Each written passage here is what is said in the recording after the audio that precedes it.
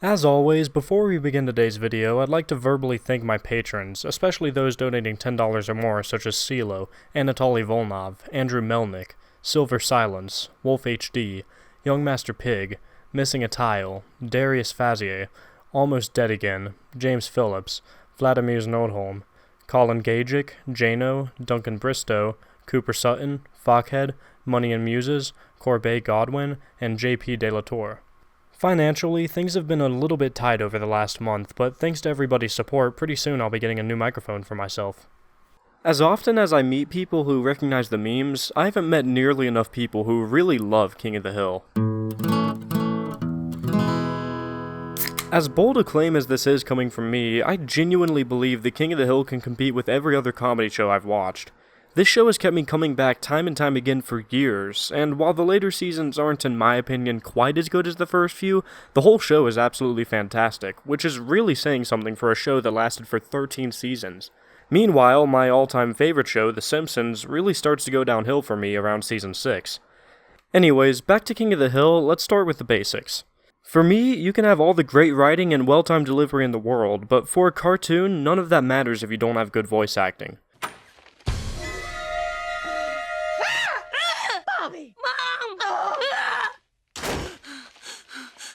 Voice acting is a huge part of what gives a cartoon its charisma, and even its comedy in certain cases. Just think about how often you hear people saying stuff like, "Morty, we gotta find the Citadel, Morty. Come on, Morty."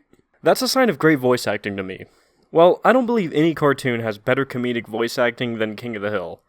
Why do you think just about everyone and their mother has tried doing a Hank Hill impression, or Boomhauer, or said, "My name is Rusty Shackelford," in the Dale voice? These are just plain fun voices. They're about as lovable to me as any other performance I've seen, voice acting or otherwise. Then when you go a bit deeper, you've got Con, Peggy, Luann, Bobby, Buck, Bill, John Redcorn. They've all just got such charismatic voices. I think that anyone who's met these characters will have an incredibly tough time trying not to hear their voices as I show these pictures. That's why every episode ends with just a random sound clip of a voice actor shining. Am I supposed to kill this pig? Brittany Murphy, I think, does an especially great job voicing Luann. Her episodes are some of my favorite, just because she plays this naive, emotional, and generally stupid teenager incredibly well. Every time she's talking, I just have a huge smile on my face. Honestly, I could listen to Luann crying for like an hour before it got old. Oh, Mama, I love you so much. I love you too, baby doll. We're going to Papa, Mama. I quit school and I'll get a job. Oh, baby, you mean it? Okay, then. That whole point, however, is pretty self-explanatory. Let's get to something a little bit more subtle. The tone. This show is, honestly, kind of surreal. It's got these mostly believable characters, these genuinely heartwarming endings, this dry sense of humor, that really sober art style, but you never know when things are gonna get a bit less sober. Crazy dream sequences where Bobby is having nightmares about puberty, weird and quickly undermined visual symbolism, characters that are just outright ridiculous, like this man named H. Dumpy, who looks like an egg and runs a plus-size clothing store. Then you've got episodes like Peggy's Magic Sex Feed, and Cotton walking around with no shins or kneecaps. Or that time that Bobby got up on stage at a comedy club and started reading all of this stuff he heard on a KKK website. Okay, how many people here are lucky enough to be members of the Nordic subgroup of the Aryan race? Can I see some hands? It's all just so strange. You come into this show and immediately see nothing but totally believable situations, which are then pushed ever so slightly past the brink of insanity. As much as I love The Simpsons, I think that this is, at times, an even more enjoyable way of satirizing things than that show's classic sarcasm and sassiness. For instance, let's take a look at Halloween. This episode is about a Christian fundamentalist who's trying to cancel Bobby's last Halloween as a preteen. She uses what are basically cult tactics to indoctrinate Luann. But if you think you're smart, you can resist him. Do you see what I'm saying? I'm not sure. Satan be gone! Now you see? Yes. In order to undermine Hank's haunted house, she opens up her own Hallelujah house, where kids are given brownies to coax them into watching stuff like this. Oh, what have we here? It's a young, unmarried couple who are about to let their hormones get the best of them. Uh-oh. I guess the old saying is true. Sex kills. Obviously, this is just a silly caricature of Christian fundamentalists, but this show is so white bread that it sort of lulls you into this mode where you're willing to accept anything it shows you as being believable. And so, while this is one of the more extreme examples, this character doesn't seem so implausible with the context of the whole episode. This is an incredibly effective way to satirize something simply because it doesn't even feel like satire. It just feels like the show is presenting you with something real, and then you notice how silly that thing is. We're only 2 pages in, and I'm already talking about Christian fundamentalists. Looks like that's my cue to start talking about how controversial this show isn't afraid of being from time to time. I can't even say what this show's politics are because it's so even-handed with how it presents them. On one hand, these characters are clearly all satirical of their political alignments, but on the other hand, no group is safe from the show's satire. Take Hank's Laotian neighbor, for example. It's not like the show has anything against Laos, but Khan in particular still talks with this insanely over-the-top accent. He still fits the stereotype of Asian parents pushing ridiculous expectations on their kids. He's got the little yappy dog who doesn't fit in with the rest of the neighborhood at all. Hell, he even has a job in the tech industry. Everybody's getting satirized here. I mean, just look at that first episode. It's all about some latte-drinking California boy mistaking normal Texas life for a CPS case. And for my favorite example of this show not being afraid to be a bit on the controversial side, let's look at the ending to the classic episode Shins of the Father.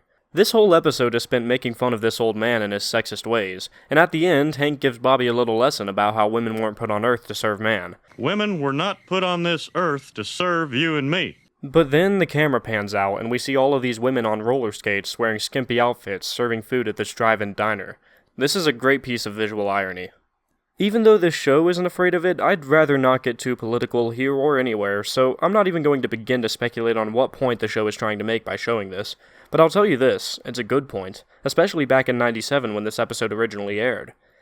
Again, you'd never expect this sort of stuff from a show that looks so bland, but that's what makes it hit so much harder when it inevitably gets weird and controversial and interesting.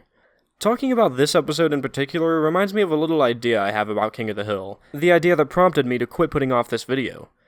King of the Hill, as a whole, is kind of about the societal transition from one generation to the next, and how the old ideas find their place amongst the new, and vice versa. Sure, this is more true in some episodes than others, but it's a pretty consistent theme for a show that ran so long. Of course, I'm largely talking about episodes where the kids play a major role, like Aisle 8A. In this episode, Connie is staying at the Hills house when she gets her first period, and Hank is, of course, 100% unable to handle the situation. He's never been down aisle 8A, he's hardly even able to say the word period. He has to really force himself to talk to Bobby about it. He has to call Con and end their vacation early to handle this situation, because, to generalize, boys from his generation never really got comfortable with this stuff. Band-Aids aren't going to work in this situation. Please, don't try Band-Aids. Bobby, on the other hand, is just completely confused about it all, and doesn't understand why Connie is so emotional all of a sudden. But once he figures out what the menstrual cycle is, he and Connie work it out no problem and come to a mature agreement. This is a classic example of an episode where the kids, through their open-mindedness, were actually able to handle the situation better than the adults were. My mom says we shouldn't be alone together anymore and that you only want one thing. Did she say what that was? Because I am so confused. However, this show isn't just making fun of the older generation. After all, Hank has a couple quirks, but he's a totally respectable guy. A model employee, a great dad, and he's got a huge heart. He's no Homer Simpson, he's just a good guy with a couple little flaws. And meanwhile, we constantly see the younger generation being shown as stupid, weird, frivolous, and even dangerous. On top of that, there are plenty of episodes where Hank's more old-school views actually make for valuable lessons to teach Bobby, like in the episode Husky Bobby. Over the entire episode, they build it up like it's going to be one of those episodes where Bobby takes up a new hobby that isn't manly, and Hank learns to accept it. Bobby tries to become a plus-sized fashion model, and Peggy assures Hank that people celebrate their differences in this day and age, and that the bullies won't make fun of him, and that everything will be great. Why are you always trying to turn me into you? Why can't you accept me for who I am? Yeah, we both saw that after-school special, but I'm not an alcoholic and you're not an ice skater, so let's go. But in this one, after a teary-eyed monologue from Bobby about how Hank is just trying to turn him into his self, it turns out that literally everything that Hank assumed about the fashion world and modern-day bullies was 100% correct, and it ends with Bobby thanking his dad for stepping in. There are an absolute ton of episodes that operate like this. One generation doesn't understand or appreciate how the other generation does things, but in the end, they learn that both sides were a little wrong and a little right. You always hear parents talking about how their kids teach them as much as the inverse. It's a classic idea, but the concept of theming an entire show around something like that is just so clever to me. It makes for funny, endlessly relatable, and just incredibly wholesome and genuinely heartwarming episodes coming in left and right. This doesn't just apply to Bobby and Hank either. We also see it with Hank and his dad, Peggy and her flashbacks to her mother, Con and Connie, Joseph and Dale. Even Bill teaches the kids something every now and then. But today, I watched a grown man cry while his flag burned. And when I saw how much it meant to him, I realized how much it should have meant to me. It's all just so nice. And again, that genuinely earnest wholesomeness is kind of just more fuel for the fire of surrealism. You'll have these really sweet endings being undermined by a background visual of some character being absolutely furious at the family, and nobody ever really mentions it. What this all boils down to is a really great show about some freaking weirdos, but then at the same time, the show feels completely believable and relatable. It's a show that'll have a really wholesome feeling ending where the message is basically just, your kids are gullible as hell and they'll believe any lie you tell them. Episodes will start out being about Peggy learning to overcome her shame for her large shoe size, and then turn into some pervert trying to get her to walk through ground beef for some sleazy website. It's a show that's about saying one thing and showing the other. It's just the ultimate contradiction, and I honestly think that's why so few people in my age group watch this show nowadays. It's a complete anomaly. You never really know how to feel about an episode once you're done with it. I mean, even after watching it for all these years, I still can't decide which corner of the political compass this show generally comes from, whereas with something like The Simpsons it couldn't be more obvious. This show is both hilarious and genuinely fascinating to me. I can't take my eyes off the screen when it's on, because when I'm seeing something so unusual, I just want to know as much about it as I can. King of the Hill is the ultimate contradiction, and I just have to know more.